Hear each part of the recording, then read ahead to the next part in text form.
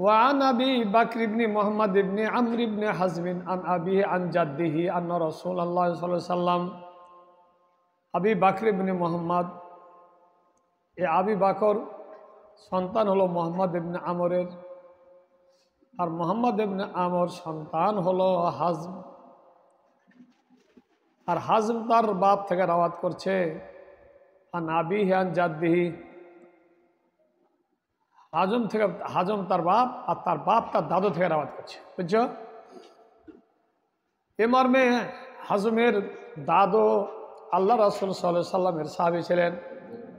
আন্না রাসূলুল্লাহ সাল্লাল্লাহু আলাইহি সাল্লাম কাতাবা ইলা আহলিল ইয়ামানি ওয়া কানা ফি কিতাবিহি আন্না মান ইতাবাতা মুমিনান কাতলান ফাইন্নাহু কুদুন ইয়াদুহু ইল্লা আন ইয়ারদা আউলিয়াউল মাকতুল ওয়া ফীহি আন্না আর-রাজুলা ইউক্তালু বিল মারাতি ওয়া ফীহি ফিন নাফসি দিয়াতে আদিয়াতু মিয়াতুম মিনাল ইবলি ওয়া আলা আহলি যাহাবি আলফু দিনারিন ওয়া ফিল আনফি ইজা আও আবাজাদাহু আদিয়াতু মিয়াতুম মিনাল ইবলি। হযরত হাজম রাহমাতুল্লাহ তার বাপ তার দাদু থেকে রাওয়াত করছেন এই মর্মে যে নিশ্চয় রাসূলুল্লাহ সাল্লাল্লাহু আলাইহি সাল্লাম চিঠি লিখলেন, একটা চিঠি লিখলেন, অর্ডিন্যান্স জারি করলেন ইলা আহলিল ইয়ামানে, ইয়ামানবাসীদের কাছে। মদিনা থেকে দক্ষিণে হলো মক্কা, মক্কা থেকে দক্ষিণে হলো ইয়ামানের অধিবাসীদের জন্য আল্লাহ রাসূল অর্ডিন্যান্স জারি করলেন এই মর্মে যে ওয়া কানা ফি কিতাবে, তার কিতাবে তার চিঠিতে তার বিষয়বস্তু ছিল এই যে আন্না, বিষয়টা এরকম, মানে তাবাতা মুমিনান, কোন ব্যক্তি মুমিনকে হত্যা করল, টপে ফেলা যেভাবে হোক কোনো মুমিনকে যদি হত্যা করে,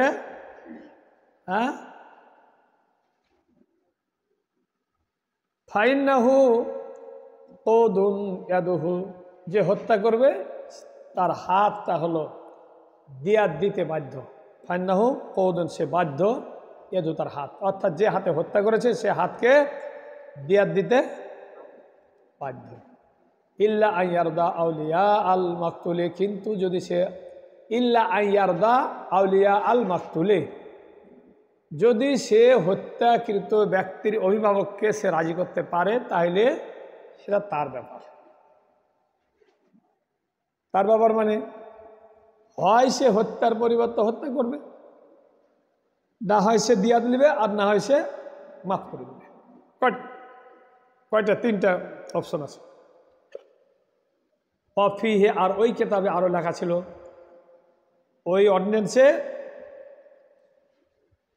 রাষ্ট্রীয় প্রজ্ঞাপন, মুহাম্মদুর রাসূলুল্লাহ সাল্লাল্লাহু আলাইহি সাল্লামের পক্ষ থেকে রাষ্ট্রীয় প্রজ্ঞাপন এ মর্মে যে আন্নার রাজুলা ইউক্তালু বিল মারাতে, নিশ্চয় কোনো পুরুষ যদি হত্যা করে মহিলাকে, এই মহিলার হত্যাকারী যদি পুরুষ হয় তা হইলে তাকে ওই পুরুষকে হত্যা করতে হবে। এই নয় যে মহিলাকে হত্যা করেছে পুরুষ, তো না, পুরুষের ব্যাপারে পুরুষকে হত্যা করা যাবে না, মহিলার ব্যাপারে এটা নয়, বরঞ্চ ওই পুরুষকে হত্যা করতে হবে। আফিহে, আর ওর মধ্যে আর একটা লেখা ছিল কিতাবের মধ্যে, চিঠির মধ্যে, কি ফির নাফসে, যে কোনো মানুষ আত্মা, নাফস মানে আন্নাফস, বিশেষ করে এটা কি নাফসের মধ্যে যে আলিফ লাম আছে, এই নাফসটা হলো বিশেষ, নাফস মানে বিশেষ করে মানুষ।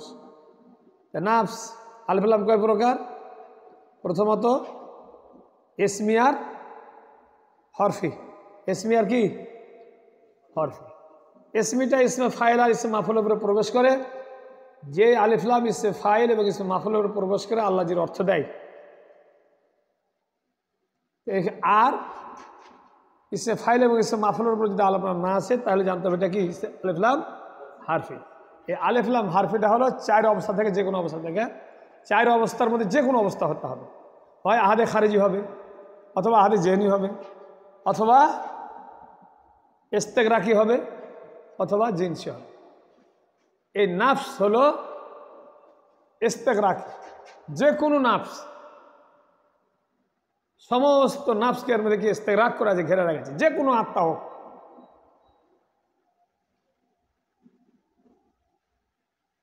অথবা জিনসি, জিনসে নাফস মানে যে জাতি, এখানে নাফস বলে মানুষ, যে জাতি হোক।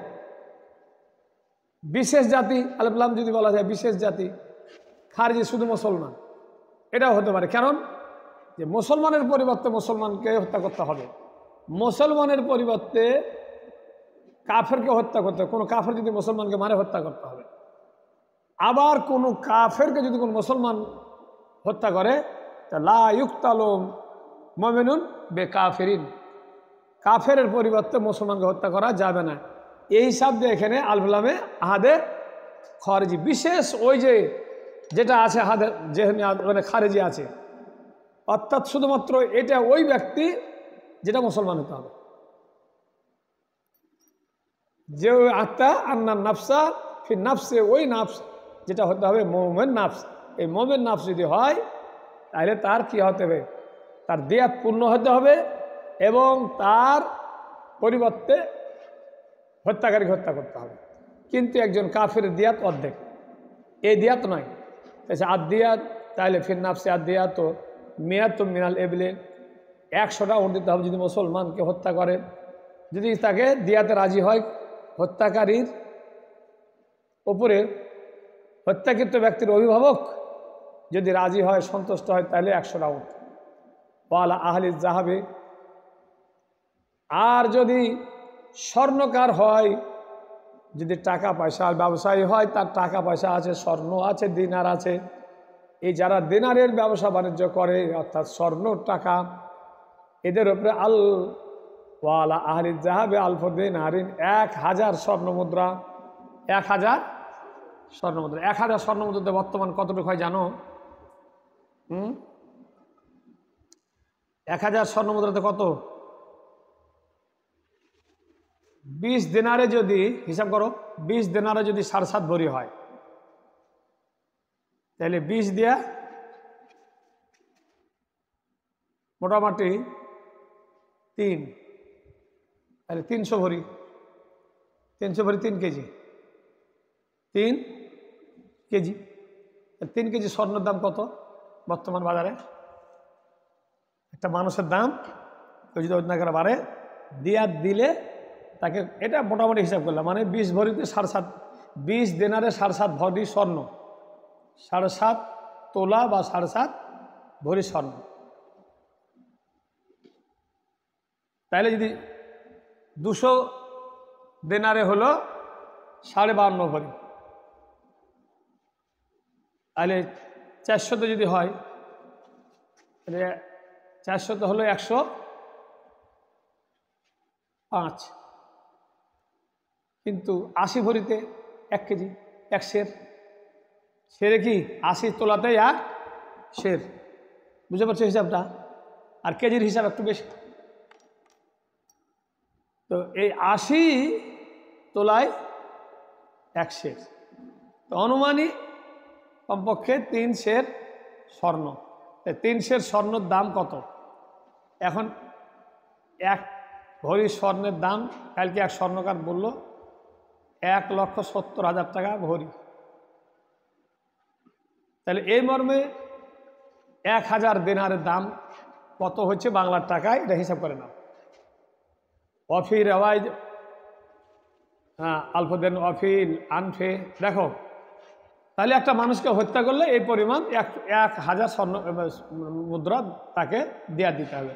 অফিল আনফে, আর কেউ যদি নাক এজা আও আবাজাদ আহু, যখন তার নাকটা একবারে গোড়া থেকে উঠে নিবে, অথবা একবারে আও আবা ঘেরে ফেলবে করে জাদাহু, কাটার দিক দিয়ে কাটে, মানে একবারে নাকটাকে এখান থেকে গোড়া থেকে কেটে লেছে।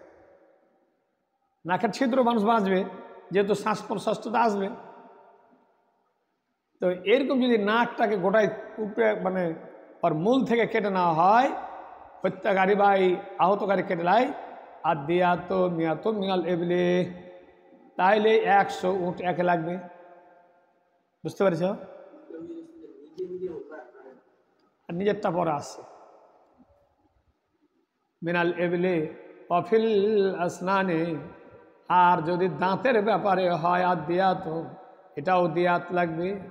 সবগুলা দাঁত যদি উঠে ফেলে দেয়, সবগুলো দাঁত নিচের মাটির উপর সব দাঁত উঠে ফেলে দিলে তাকে 100 উঠ লাগে। অফিস সাফা তাই নেই। আর যদি 2 ঠোঁট কেটে ফেলে দেয় আর দিয়াত, এটাও দিয়াত লাগবে 100। অফিল বাইজাত তাই নেই আর দিয়াত। আর 2টা ডিম অন্ড কোষ, ডিম বুঝো কি? মানুষের ডিম, বেড়া ছেলের ডিম। অন্ড মানে ডিম, আন্ডা, কোষ যেখানে লেগে থাকে। কোষ মানে যেটা ওই যে স্নায়ুতন্ত্র একবারে খুব, কোষ মানে যেটা তো অনেক কিছু থাকে। মানুষের পূর্ণ অবয়বটা তার ভিতরে অন্ডকোষ। কোষ একবারে যেখানে মানুষের অবয়ব থাকে, অর্থাৎ এখানে এমন বীর্য তৈরি হয় যে কোটি কোটি বীর্য তৈরি হয়। আর এই বীর্যের মধ্যে আছে কোটি কোটি শুক্রকীট। এই শুক্রকীটগুলো প্রত্যেকটা একটা শুক্রকীট একটা করে মানুষ। এই ডিমে মানুষ তৈরি হয়। মানব পিতা মাতা যখন কি করে সংঘর্ষ করে, সহবাস করে, তখন বীর্যটা আসে এখানে রিফাইন হয়ে এখানে বীর্য আকারে, মানে এর সাথে শুক্রকীটের মধ্যে বীর্য আকারে একবারে এরা মিম্মা ইন দাফিক ফাল ইয়ানজুরিল ইনসানু মিম্মা খুলিক, ফাল ইয়ানজুরিল ইনসানু মিম্মা খুলিক, খুলিকা মিম্মা ইন দাফিক। মানুষ যেন গবেষণা করে, মানুষ যেন দৃষ্টি রাখে, মানুষ দেখে তাকে কি দিয়ে সৃষ্টি করা হয়েছে, কোন বস্তু দ্বারা সৃষ্টি করেছে। খুলিকা মিম্মা ইন দাফিক, খুলিকা মিম্মা ইন দাফিক। তাকে প্রগতিশীল পানি, টাপাকতে হয়ে পানি, যেটা খুব দ্রুতগামী প্রগতিশীল পানি দিয়ে তাকে তৈরি করা হয়েছে। তো এইভাবে যদি কেউ 2টা ডিম অর্থাৎ অন্ডকোষ, অথবা যেটাকে বাংলায় আমরা বলি দেশের ভাষায় ওটা বলা যায় না, অন্ডকোষটাই ভালো ভাষা।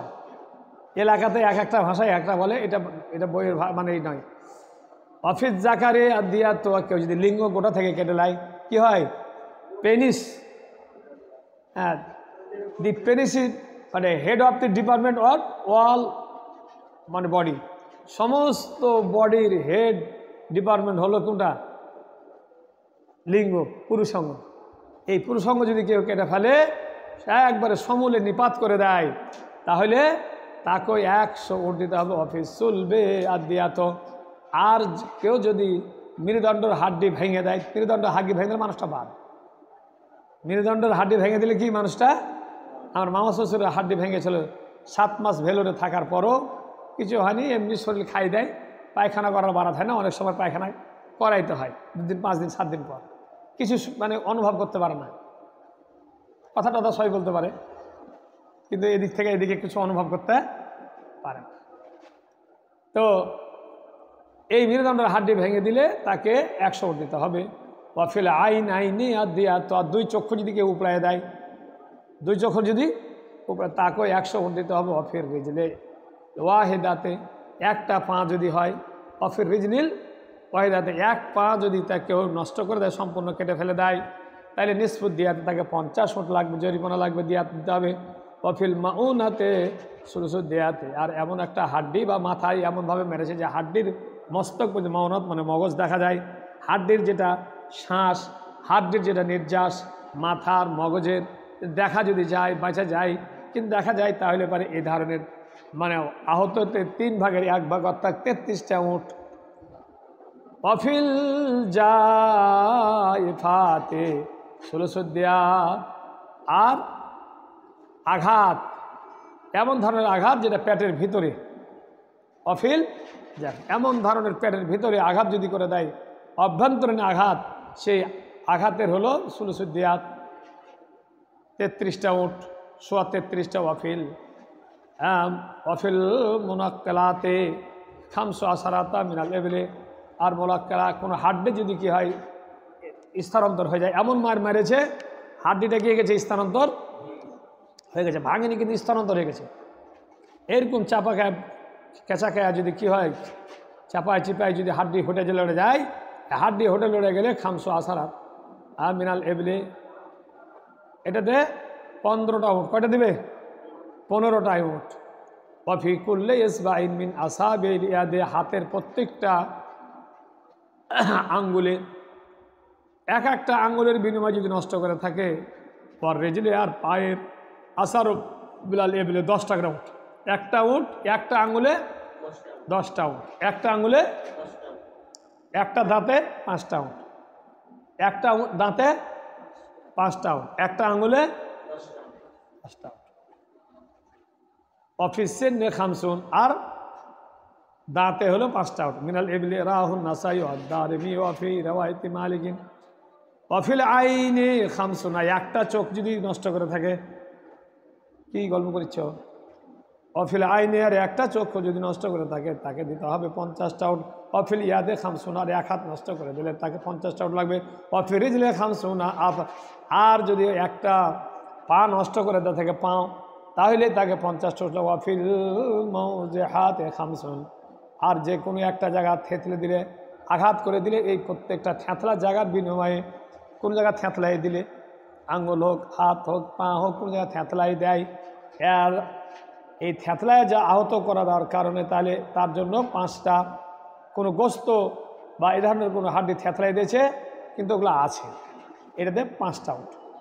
ওয়ান আমর ইবনে শুআয়ব রাদিয়াল্লাহু তাআলা আনহু আন আবিহি, তার বাপ শুআয়ব থেকে রাওয়াত করছেন, আর তিনি রাওয়াত করছেন আন জাদ্দি, তার দাদ থেকে, আন আমর হলো শুআয়বের বেটা, আর শুআয়ব তার আন ইবনে শুআয়বিন, আন আমর ইবনে শুআয়বিন আন আবিহি আন জাদ্দিহি, শুআয়ব তার দাদু থেকে রাওয়াত করছেন, ক্বালা ক্বাদা রাসূলুল্লাহ সাল্লাল্লাহু আলাইহি ওয়াসাল্লাম ফিল মুওয়াজিহি খামসান খামসান, যত আহত আছে, যেই হাড্ডিগুলোকে দেখা যায় বা এরকম থেতলে দেয়, এরকম যদি কোনো হালকা হয়, আহত হয়ে যায়, তাহলে 5টা দিতে হবে উট।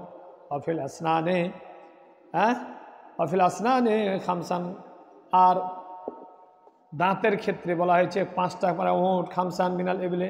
চলো পড়ো, এবার পড়ো।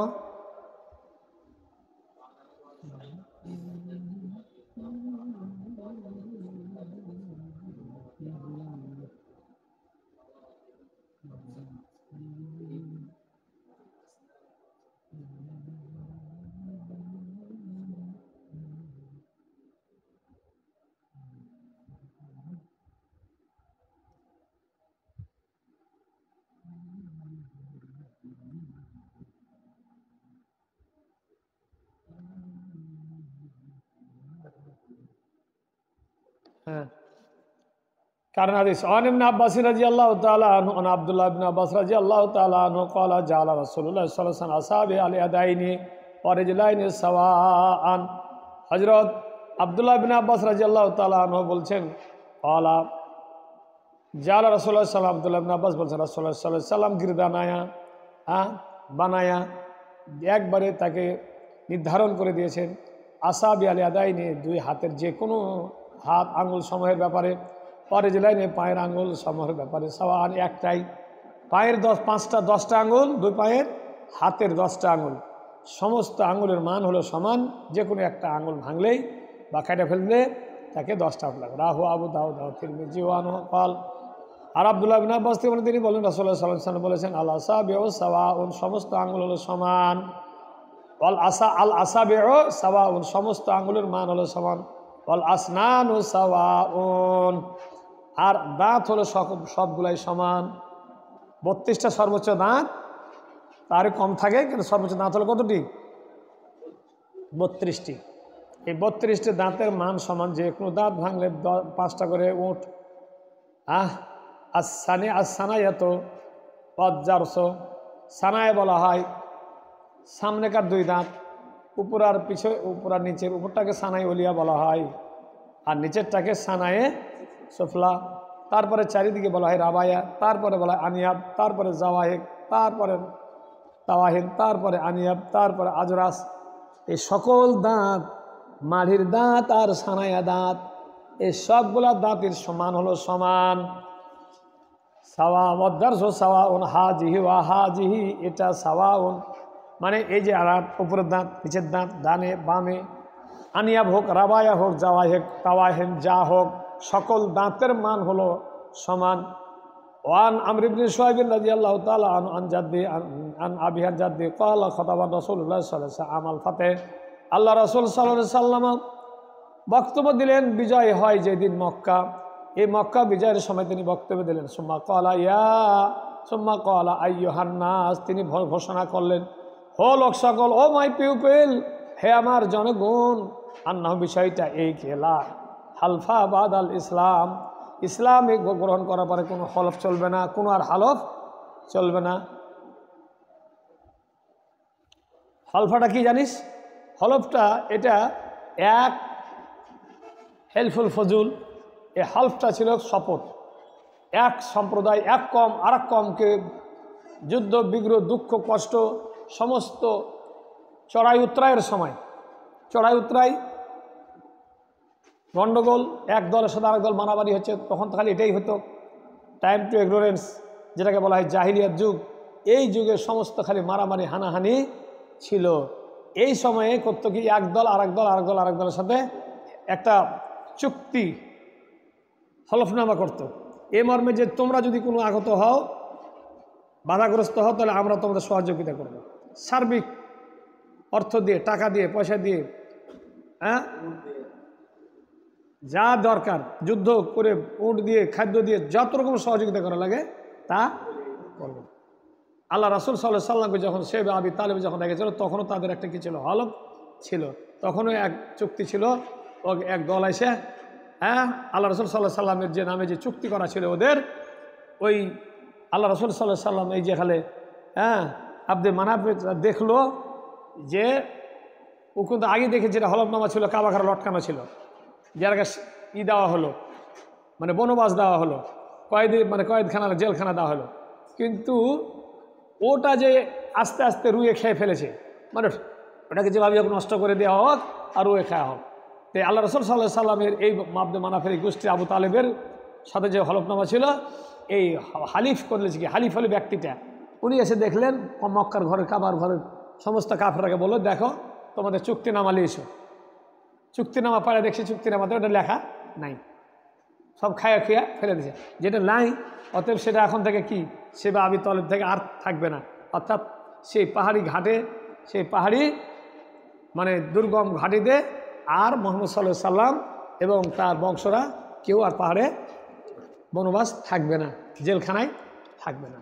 তো এই ছিল হেল্প।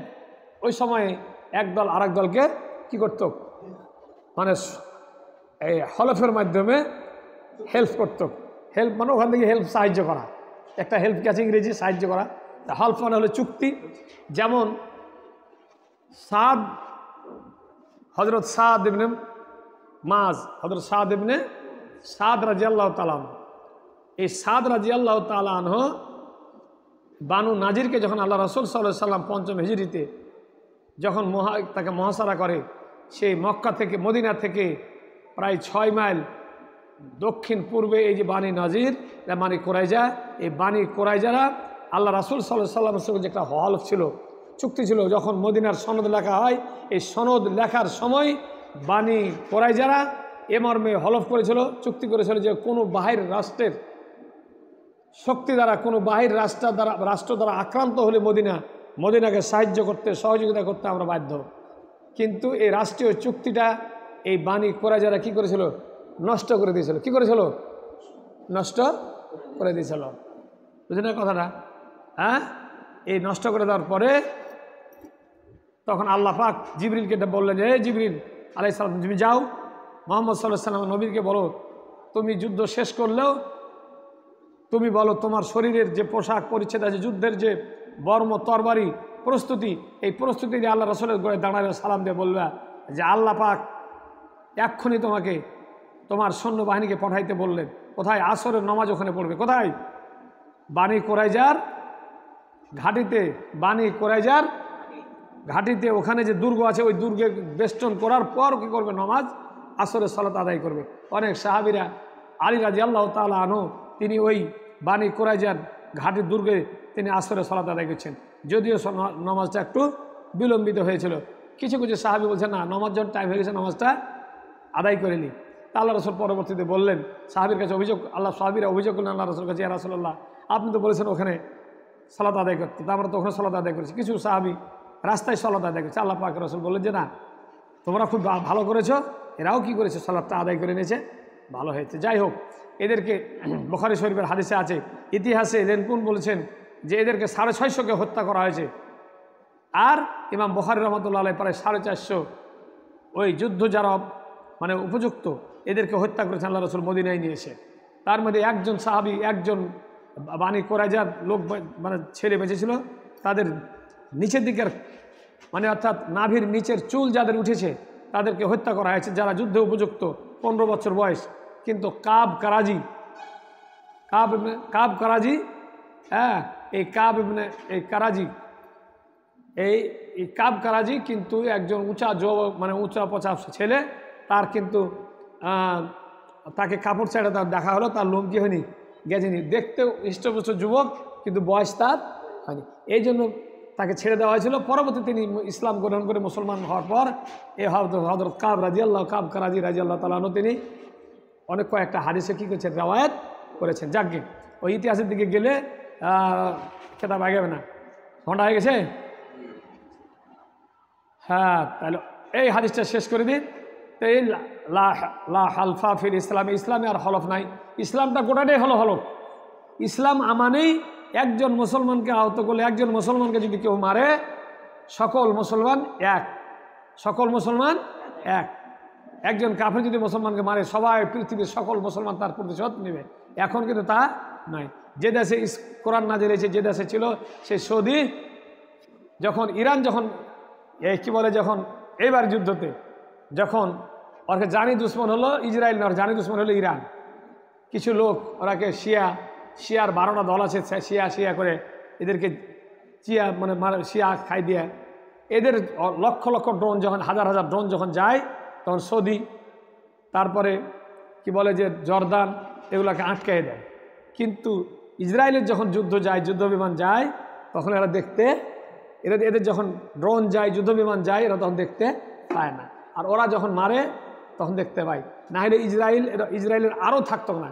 ইসরায়েল তো ছাই তামা হয়ে গেছে, 1/3 ইসরায়েলের নাই, মানে 2/3 থাকতো না যদি এগুলো আর না রাখতো। যা হোক, এই ইসলাম আসার পরে কোনো আর হলফ চলবে না, নতুন হলফ, নতুন চুক্তি আর নাই। ইসলামটাই হলো একটা হলফ। তাই আল্লাহ রাসূল সাল্লাল্লাহু আলাইহি ওয়াসাল্লাম বলছেন, আন্নাহু আইয়ুহান নাস, মানুষ আন্নাহু লা হালফা ফিল ইসলামে, ইসলামে আর কোনো চুক্তি নাই। ওমা কানা মিন হেলফিন, আর যা কোনো যে হেল্প ছিল, চুক্তি ছিল, ফিল জালিয়াতে, ওটা ফাইনাল ইসলামা লা ইয়াজিদুহু, আগের যে চুক্তি, আগের যে মানে অদা অঙ্গীকার পরস্পর যে ছিল, লা ইয়াজিদুহু ইল্লা সিদ্দাতাল, ইল্লা সিদ্দাতাল। এখন আগের থেকে আরও কি হলো, মজবুত হয়ে গেল। মুসলমান ওই দলও মুসলমান, এই দলও মুসলমান। এখন মুসলমানের আগের হেল্পটা এখন আরও শক্তিশালী হয়ে গেল। আল মুমিনুনা ইয়াদুন, সকল মুমিনের হাত হলো একটা, হ্যাঁ, আলা মান সেওয়াহুম, যত মুসলমানের বিরুদ্ধে যত কাফের আছে, সমস্ত কাফের বিরুদ্ধে মুসলমান হলো এক। হ্যাঁ, ইয়াদবুরু আলাইহিম আদনাহুম, তাদের সকল নিম্ন ব্যক্তি কি করতে পারে, ইজুইরো আলাইহিম আদনাহুম, ইজুইরো, যে কোনো একজন মুসলমান কাফের যদি পালায়া আসে মুসলমান ভূখণ্ডে, তাহলে যে কোনো একজন মুসলমান কাফেরকে কি দিতে পারে, ইজুইরো, অর্থাৎ তাকে আমান দিতে পারে, তাকে আশ্রয় দিতে পারে, তাকে নিরাপত্তা দিতে পারে। যে কোনো মুসলমান, একজন সেনাপতিও কী করতে পারে না, তার ওই আমানত দেওয়াকে, তাকে যে নিরাপত্তা দান করেছে, এই নিরাপত্তা বিঘ্নিত ঘটাইতে পারে না, যদিও একজন সাধারণ মুসলমান তাকে নিরাপত্তা দেয়। হযরত উম্মে হানি ও উম্মে হানি, তারপরে সাফিয়া রাদিয়াল্লাহু তাআলা আনহা, আল্লাহ রাসূলের ফুফু, তিনি বলে একটা কাফেরকে তার দেওয়ারকে কি দিয়েছিল, মানে আমান দিয়েছিল, নিরাপত্তা দিয়েছিল মক্কা ফতের সময়। আল্লাহ রাসূল বললেন, আজারতো মান আজারতে, তুমি যাকে নিরাপত্তা দিয়েছো আমিও তাকে কি নিরাপত্তা দিলাম। হ্যাঁ, ওয়া ইয়ারুদ্দু আলাইহিম আকসাহুম, ইয়ারুদ্দু সারায়াহুম আলা কাইদাতিহিম, দূরবর্তী কোনো সৈন্য যদি কোনো কি করে গানিমাতের মাল অর্জন করে, ওই নিকটতম সৈন্যরা কি তার অংশ পাবে। মানে ওই মায়ানমারের বর্ডার যুদ্ধ হয়ে যদি 10 লাখ টাকা 10 কোটি টাকা পাইলে যুদ্ধ করে গানিমাতের, তাহলে এখানেও সারা বাংলাদেশের সৈন্যরা কি পাবে? ওই গানিমাতের মালের ভাগ পাবে। হ্যাঁ, লা ইউক্তাল মুমিনুন বিকাফিরিন, কোনো মুমিনকে মুসলমানকে কোনো কাফেরকে হত্যার বিনিময়ে হত্যা করা যাবে না, বুঝে না? দিয়াতুল কাফিরে নিসফু দিয়াতিল মুসলিমে, একজন মুসলমানের রক্তপণের অর্ধেক রক্তপান হলো কাফেরের।